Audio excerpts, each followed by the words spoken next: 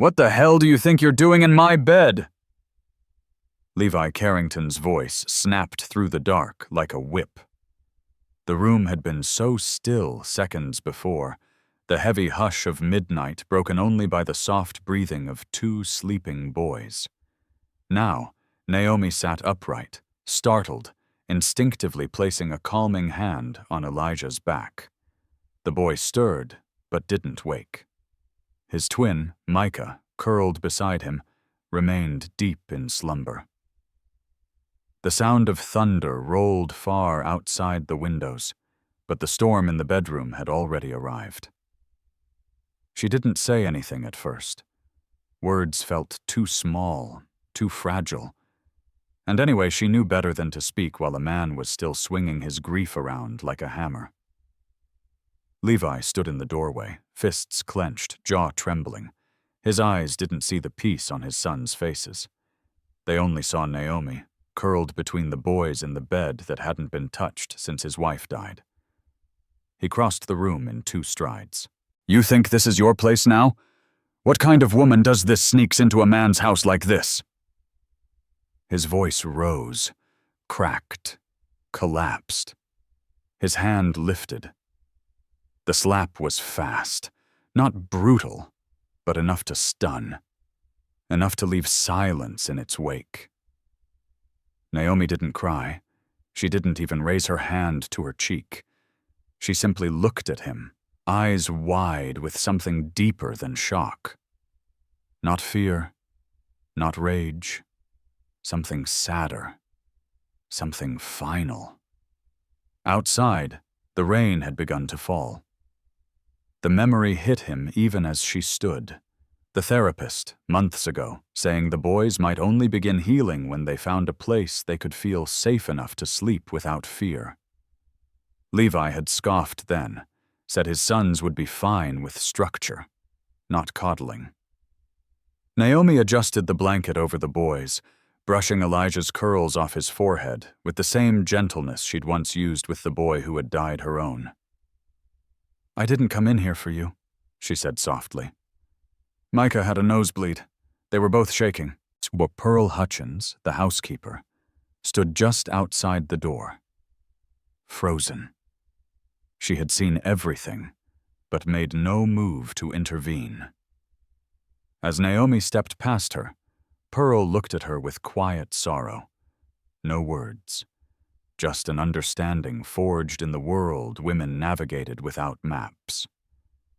Downstairs, Naomi reached for her coat. The sketchpad Levi had once mocked lay forgotten on the foyer table. She left it. She paused only long enough to write a note. 6 words scribbled in calm script. If you can't stay for them, at least don't push away the ones who will. She laid it beneath the sketchpad and left the estate with the rain soaking through her shoes.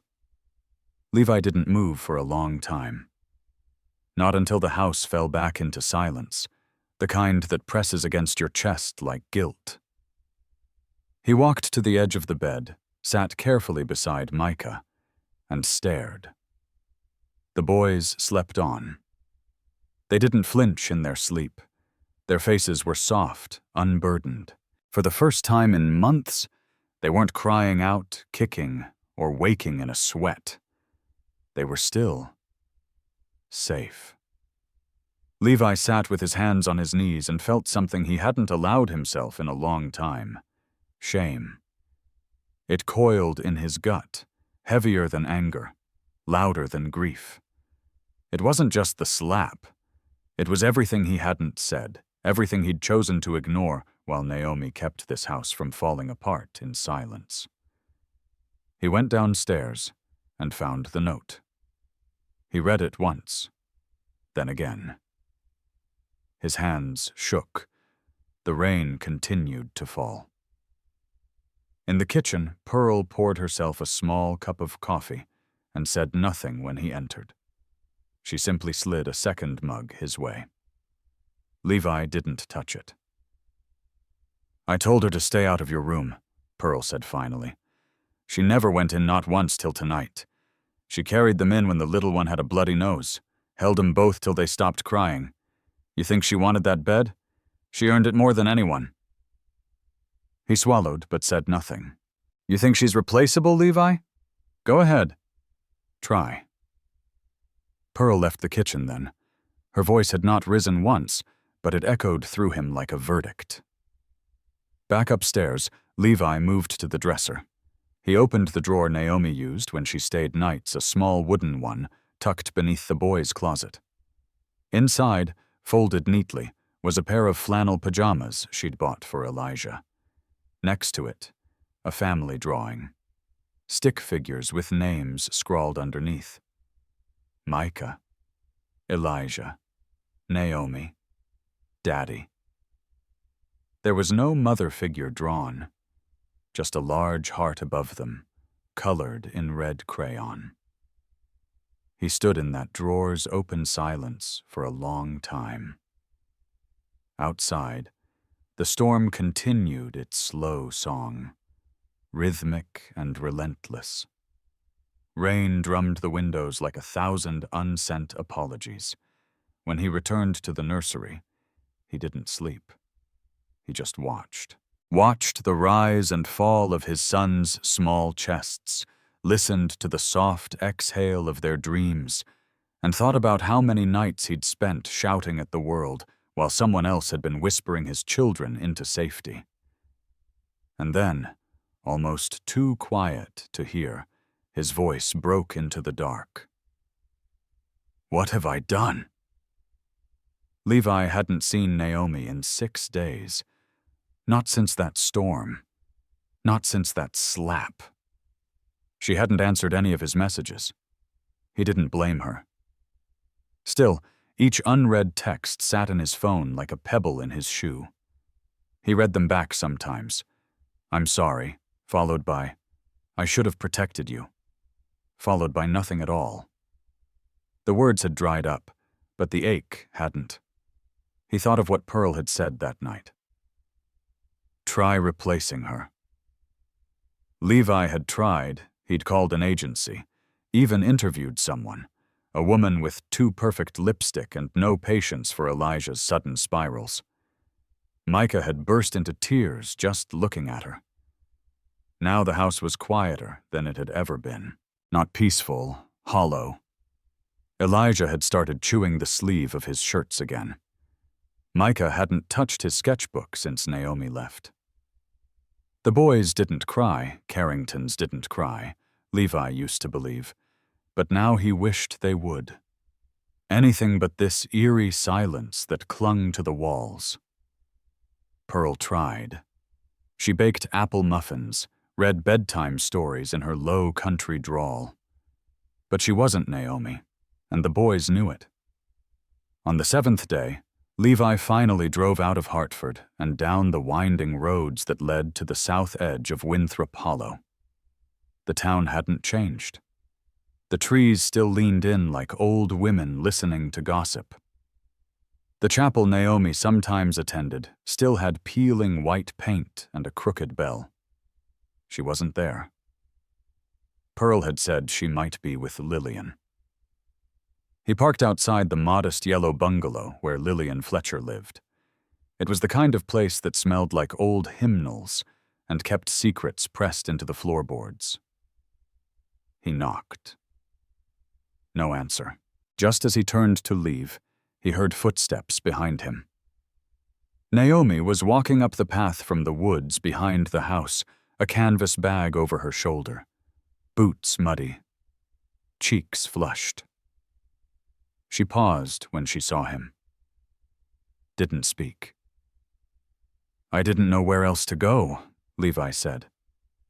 Naomi's eyes held the weight of someone who'd learned to hold her breath long before the world gave her reason to. She stepped up to the porch slowly, like she wasn't sure whether to turn around or keep moving forward. I shouldn't have raised my hand, Levi said. I know that doesn't fix it. I just needed to say it, not because I want to be forgiven, but because it's true. Naomi set her bag down on the porch. I didn't come into that room for you, Levi. I went because your boys were shaking so hard they thought they'd fall apart. He nodded, swallowing the sharpness in his throat. I see that now. They need more than a father who shows up with power. They need someone who stays when it's inconvenient, someone who listens without needing to win. Levi sat on the top step, the wood groaning under his weight. Naomi didn't join him, but she didn't leave either. I came to ask, he said, voice low, not for you to come back, but for you to let me come to you. To help. To learn. If I have to earn my way into your trust and theirs, I will. Naomi looked past him, toward the chapel bell swaying gently in the breeze. You don't get to own people because you're hurting, she said finally. You protect them, or you lose them. A silence passed between them, not heavy, but solemn. Then Naomi did something Levi hadn't expected. She reached into her bag and handed him a folded paper. He opened it. A sketch of the boys in their Halloween costumes, Elijah as a tiger, Micah as a crayon, both clinging to Naomi's legs. At the bottom, a caption in Naomi's looping cursive, "The day they let me be home." I'm not asking for your apology, she said. I'm asking for your change. And with that, she stepped inside. Levi stayed on the porch until dusk, long enough to hear Lillian return, long enough to realize the boys weren't the only ones Naomi had been protecting. She had built something sacred for herself, too. She had survived harder things than grief. By the time he drove home, the sky was a deep navy blue, the kind that made headlights look like wishes cutting through velvet. He didn't go to bed when he got back. Instead, he went into the twins' room, sat between their beds, and told them a story, not one from a book, but a real one. About a woman who stayed even when the house forgot her name. About how sometimes the people we forget are the ones who remember us best. Micah reached for his hand in the dark. Is Miss Naomi ever coming back? Elijah whispered. I don't know, Levi said, but I'm going to try to be someone worth coming back to. He didn't tell Pearl about the visit. Didn't need to. The next morning, there were fresh biscuits on the counter, and the old family photo album laid out open to a page Levi hadn't seen in years, a picture of him as a boy, clutching his own mother's skirt. There were layers in that gesture. Pearl always knew how to say more with silence than most could with a sermon. Late that afternoon, Naomi called. I'll come, she said, her voice quiet. Not for you, for them, and only if the rules change. They will, Levi promised. You'll write them. Micah screamed when he heard. Elijah danced around the living room. Levi stood still, watching them, letting the joy ring loud and true. And for the first time in months, the house didn't feel haunted. There are no cameras in this house anymore, Naomi said. That's the first condition. It was morning, and the sun was flooding the Carrington dining room through wide glass windows, turning dust into gold. The house smelled like lemon polish and something faintly sweet from the oven. But beneath it all, tension sat at the table with them. Levi nodded. No hesitation. Understood. They're gone. And dinner happens at the table, with everyone, no exceptions. Not phones, not meetings, not grief. Again, he nodded. We'll sit. All of us. Naomi folded her hands. She hadn't removed her coat yet. Her posture remained careful, coiled, like someone who'd stepped back into a room that once tried to swallow her whole. Her final condition was the one Levi hadn't expected. If I'm going to stay, she said, then this house becomes more than a place we survive. It becomes one where we grow.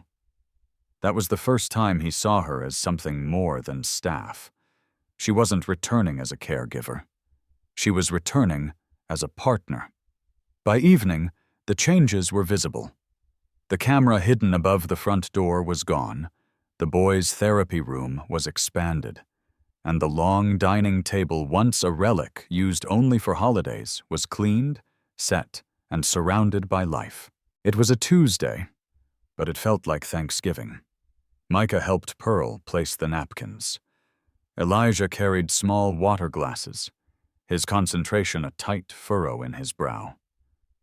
Naomi moved through the space with deliberate grace, correcting nothing, only praising what she saw. The boys followed her silently, magnetically. Levi returned from the study at precisely 6. He wore a sweater instead of a suit. He smiled without forcing it, and he didn't sit at the head of the table. Dinner started with soup and soft questions. "How was drawing today?" Naomi asked. Micah mumbled something about shading hair. Elijah described a tiger with wings. Naomi laughed and told them about a mural she'd once seen on the side of a New Orleans school, painted by the students themselves.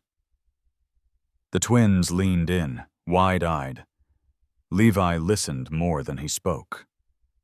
Every now and then he glanced at Naomi, but she didn't look back. Halfway through the meal, he made an offer. "I'd like to give you co-directorship of the foundation." Naomi blinked. "What?" "The Carrington Renewal Center. You've been doing the work for months. I want you to have the title, the authority, the voice." She studied him for a long beat. Fork paused, mid-air. "Why now?" "Because I don't want this to be performative," he said. "Because my sons aren't the only ones who healed because of you. And because control isn't the same as care." The boys didn't understand the full weight of the conversation, but they felt the shift. Elijah stood from his chair and wrapped his arms around Naomi. Micah followed. Naomi hugged them both, but her eyes never left Levi. "You don't get to fix everything with a title," she said quietly. "But you can start there." The next morning, the house was full of movement. Naomi called in 2 volunteers from the center, Harper, a 17-year-old with quick wit and a slower smile, and Quinn, a former foster youth turned social worker in training. They arrived with armfuls of paint, charts, calming sensory toys, books in multiple languages, and a vision. "This isn't a nursery anymore," Naomi told Levi. "It's a resilience room." Harper grinned. "Ain't nobody here just surviving." By midweek, the boys were leading Harper around like a sibling they didn't know they needed.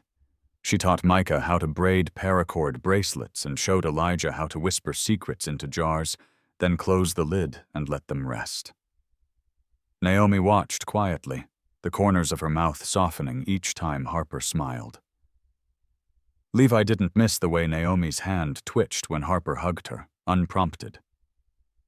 One evening, he asked, "Do you see yourself in her?" Naomi nodded slowly. "More than I want to admit. I was her, lost, too smart for the system, too broken for the world." "And now?" "Now," she said, "I get to help her skip the part where the world nearly wins." That night, as the family sat down for dinner again, this time with Harper and Quinn at the table, Levi found himself wondering when the house had last been this loud. Not with yelling or chaos, but with laughter, with movement, with hope. Naomi passed him the salt without looking. He took it and smiled. After dessert, Pearl brought out an old photograph, one Levi hadn't seen in decades. His mother, sitting on the same porch where Naomi had first left her bag. In her lap, a baby Levi, swaddled in a knitted blanket. Naomi studied the photo. "She looks strong," she said. "She was," Levi replied. "She just didn't know how to love out loud." Naomi traced a finger along the edge of the picture. "Then let's make sure we do." Just as the evening wound down and the children were carried off to their rooms, a phone buzzed on the hallway table. Levi checked it, brow furrowing. "It's my attorney," he murmured. "The Whitmores are requesting a hearing." Naomi stiffened. "A hearing for what?" "Custody. They want the twins." The room turned cold, even as the air stayed warm. "They can't," Naomi said. "They'll try." The summons arrived 2 days later, printed on heavy cream-colored cardstock and sealed with embossed gold. Naomi held it like it might burn through her skin. It was official. The Whitmore family was suing for permanent custody of Micah and Elijah. The Carrington Renewal Center, once a sanctuary, now echoed with the tense silence of preparation. Legal pads cluttered the dining table, replacing crayons and picture books. A stack of character statements grew by the hour. Levi's lawyer, Gerard Blake, a sharp-jawed man with a fondness for bow ties, had already carved out an action plan. But Naomi knew courtrooms didn't always follow logic. They followed image, power, narrative. And in the eyes of the Whitmores, a dynasty of clean-cut philanthropists with glossy public profiles, the narrative was simple. Naomi, an unmarried black woman without blood ties, was a liability, a relic of a chaotic past. They would spin her presence into impropriety, question her influence, paint her as unfit. She'd seen it before, from church elders, from school boards, from neighbors who clutched their purses tighter when she passed by. But this time, she wouldn't walk away. Levi stood beside her at the lawyer's office in Hartford that Friday morning, flanked by Pearl and Harper, both dressed in somber navy. Naomi wore a soft gray dress, her curls pulled back into a low bun. She looked calm, but her fingers trembled beneath the table. Gerard glanced over the paperwork, frowning. "They're filing under a clause that allows third-party relatives to challenge guardianship if emotional or developmental harm is suspected." "They're suggesting Naomi's presence is harmful?" Levi said, voice rising. Gerard nodded. "And they're citing her lack of formal family status. No marriage, no adoption papers." "But she's been their anchor," Pearl said sharply. "They want her more than they want their own blood." "Which," Gerard murmured, "is exactly what we need to prove."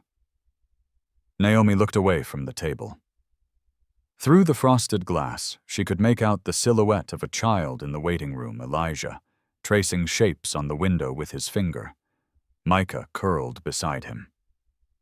The boys weren't aware of the war being built around them. Not yet. And Naomi didn't want them to feel that weight. Later that evening, the Carrington house hosted an emergency meeting, not just legal prep, emotional prep. Quinn brought charts, Harper brought folders, Pearl brought banana pudding and an iron resolve. They rehearsed questions, anticipated objections, practiced sitting still when insulted. At one point, Harper read a line from the Whitmore's deposition aloud. "The Carrington household, while financially secure, presents an emotionally inconsistent environment for two grieving minors." Naomi didn't flinch. She reached into her own folder and read back. On March 12th, Elijah had a panic attack at the courthouse. The only person who could calm him was Ms. Naomi Ward. She looked up. "Let them say inconsistent. We'll show them consistent love." The next morning, Naomi took the boys to the lake. Not because it was safe, but because it was sacred. She watched them skip stones across the glassy surface, laughing freely. Micah reached for her hand without thinking. "What's wrong?" he asked. Naomi crouched beside him. "Do you remember how you were scared to climb the treehouse last fall?" He nodded slowly. "And what did we say? We do hard things together." Elijah perked up. "Even if our legs shake." Naomi smiled.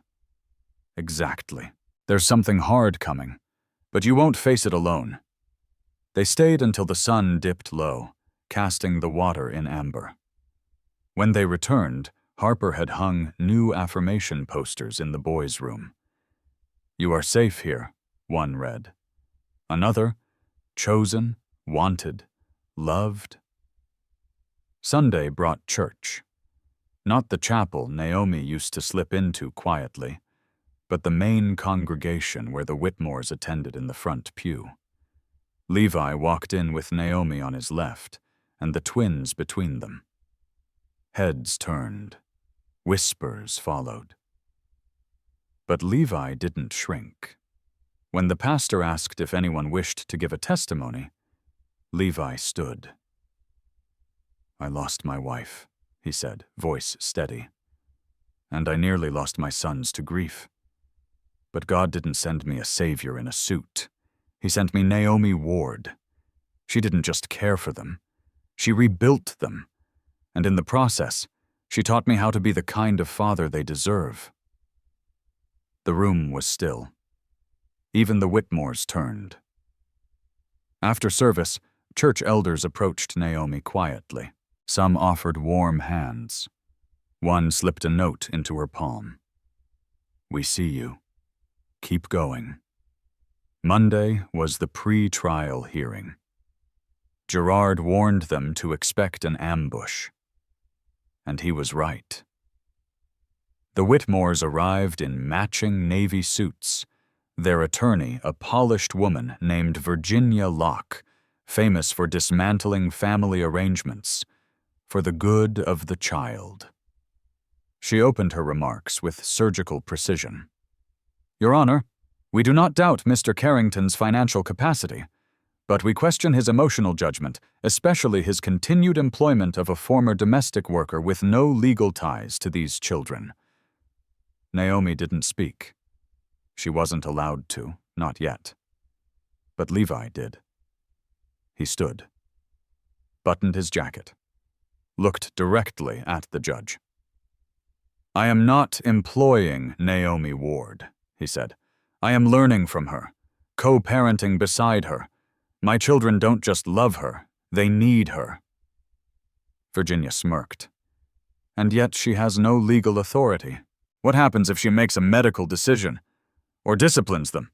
Where's the line?" Pearl stepped forward from the gallery. "The line is love," she said. "And if the law hasn't caught up with that yet, maybe it's time it did." Naomi hadn't worn white in years. It felt too exposed, too vulnerable. But that morning, standing in the mirror of the Carrington guest room with the cotton blouse buttoned high and her hair pulled into a single braided bun, she realized that vulnerability wasn't weakness. It was evidence of survival. Pearl entered quietly behind her. "They'll try to twist your story," she said, laying a silver chain across Naomi's palms. "But they can't erase your truth." The chain had belonged to Levi's mother. Pearl said it carried weight, and weight kept your feet on the ground when the winds of judgment came. Naomi clasped it around her neck. Downstairs, Harper hugged the twins goodbye as Gerard gathered his briefcase. "You two be brave, okay?" Harper whispered. "We'll be back before dinner." Elijah pouted. "But what if they say we can't stay?" Naomi knelt.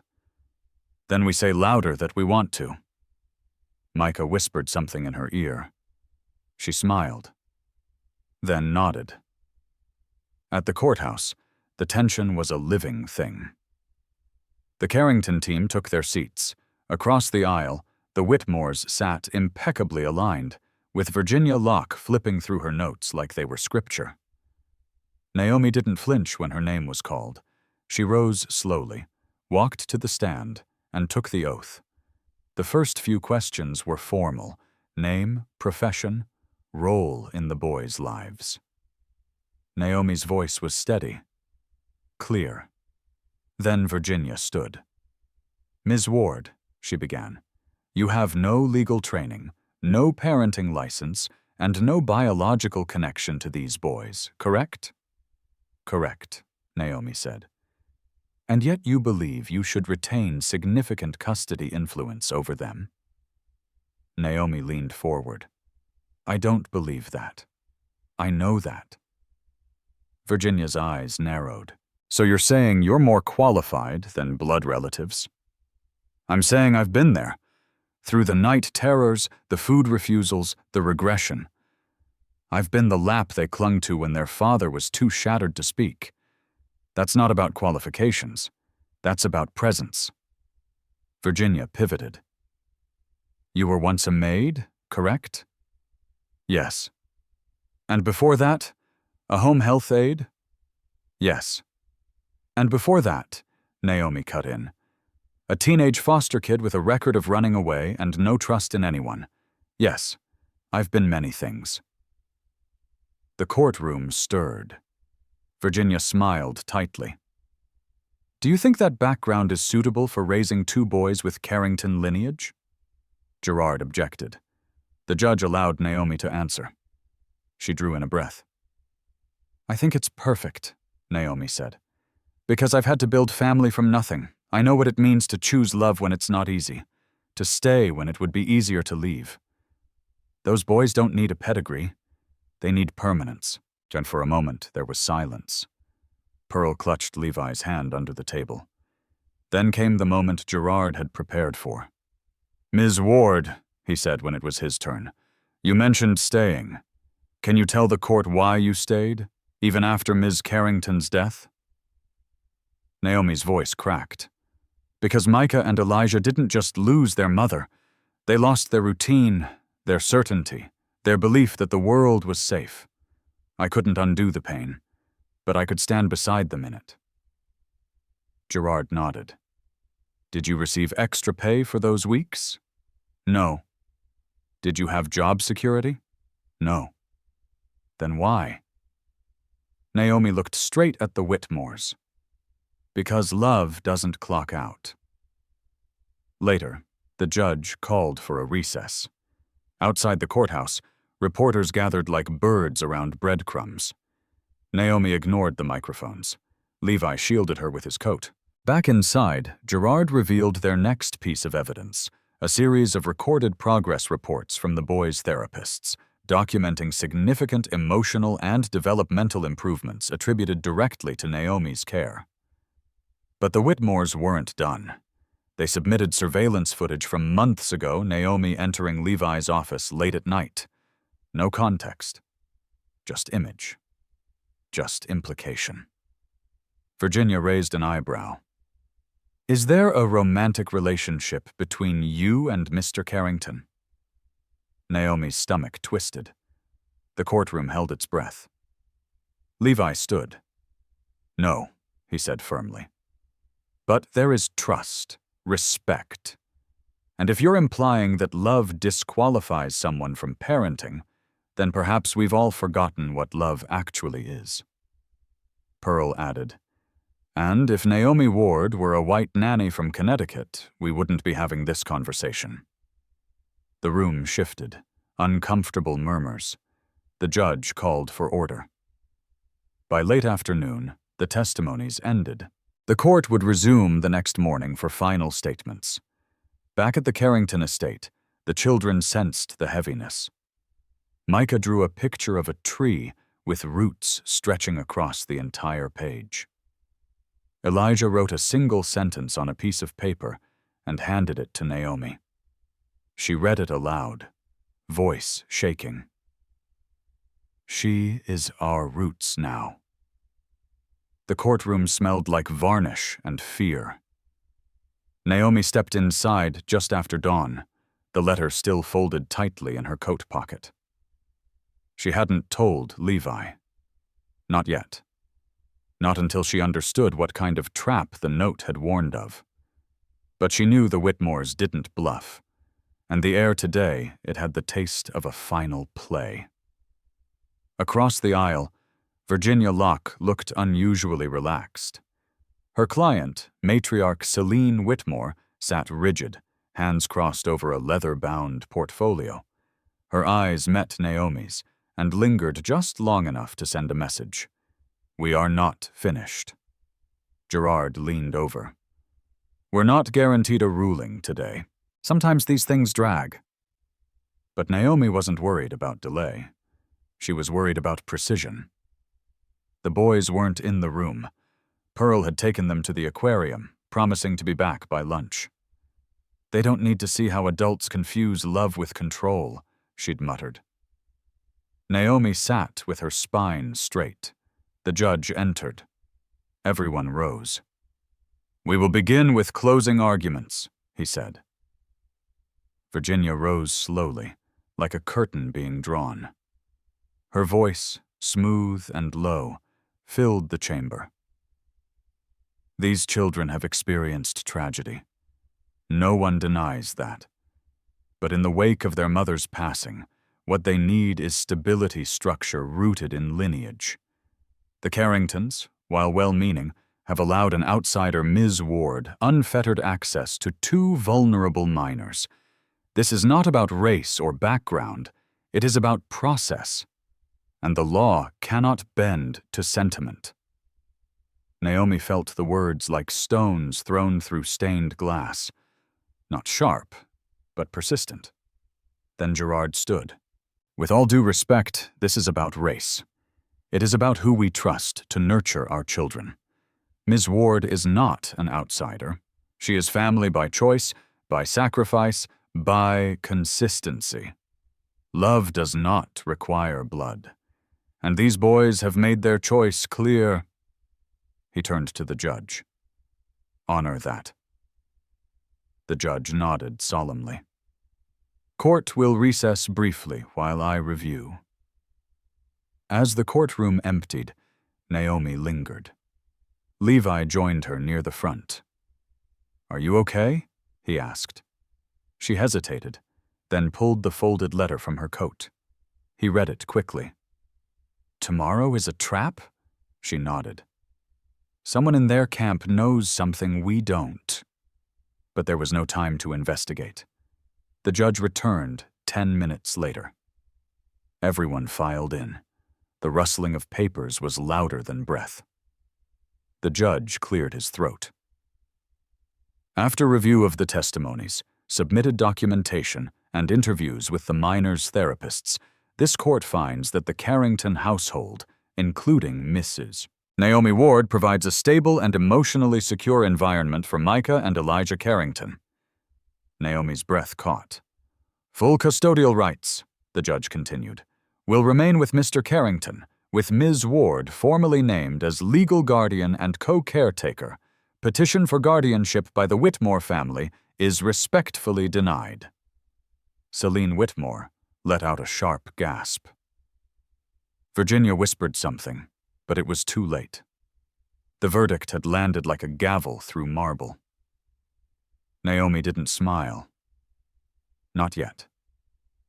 Relief had to wait until the papers were signed, the boys hugged, the doors shut behind them. But something shifted in her chest. Something that had been clenched for years, maybe longer. Outside the courtroom, flashbulbs erupted. Reporters called her name. Naomi! Naomi! How does it feel? She looked at Levi, then back at the crowd. It feels like home won. Back at the Carrington house, Pearl had prepared a feast collard greens, cornbread, sweet tea in tall mason jars. The boys sprinted into Naomi's arms, squealing with delight. They said yes? Elijah cried. Naomi kissed his forehead. They said yes. Micah grinned. Does that mean we can put your name on the treehouse plaque now? Levi laughed. It's already carved in. Later that night, after the celebration dimmed and the house returned to its soft, familiar quiet, Naomi stood in the doorway of the boys' room. They were asleep, limbs tangled, faces calm. Levi stepped beside her. You're not just part of this family, Naomi. You're the reason it still exists. She looked at him. They'll come back, you know. People like the Whitmores, with cleaner arguments, sharper suits. Let them come, he said. Downstairs the fire crackled. Naomi moved toward it, sat in the armchair with her feet tucked beneath her. She pulled out the letter again, rereading the last line. "Be careful. Tomorrow is a trap." Her eyes narrowed. Tomorrow. There was still something unfinished. But for now, for this moment, she was safe. They were all safe. And in the stillness, Naomi realized something she hadn't dared to before. She had built this home, with grit and grief and love that didn't ask for permission. No one could unbuild it. In the stillness after the storm, when the verdict had been read, and the house filled once more with the gentle noise of life, of forks clinking on plates, of children's laughter echoing down halls, of quiet conversations held under flickering porch light, Naomi Ward sat alone at the foot of the staircase and let herself breathe. It wasn't just relief she felt. It was something heavier, deeper, like roots settling into soil that had once been hostile, like a foundation finally laid after a lifetime of wandering. This house had not always been a home. It had been a battlefield, a shelter, a grave for old dreams, a cradle for new ones. And now it was hers to protect, not through ownership papers or bloodlines, but through memory and devotion. What had begun with a hired position, with dusting shelves and wiping countertops, had become a legacy forged through consistency, through sacrifice, through unspoken promises whispered in the dark to two motherless boys. Naomi had not come from wealth. She had not come from titles or trust funds. Her name wasn't stitched into the silverware or etched above the grand staircase, but her presence had reshaped the air in that house. She had redefined what it meant to belong. Levi Carrington, too, had changed. His grief had once been a fortress cold, unscalable, wrapped in silence. But Naomi had found the door, cracked it open, and waited there, not demanding entry, only promising she wouldn't leave. And eventually, he had let her in. Their bond was not romantic in the way books or television tried to paint it.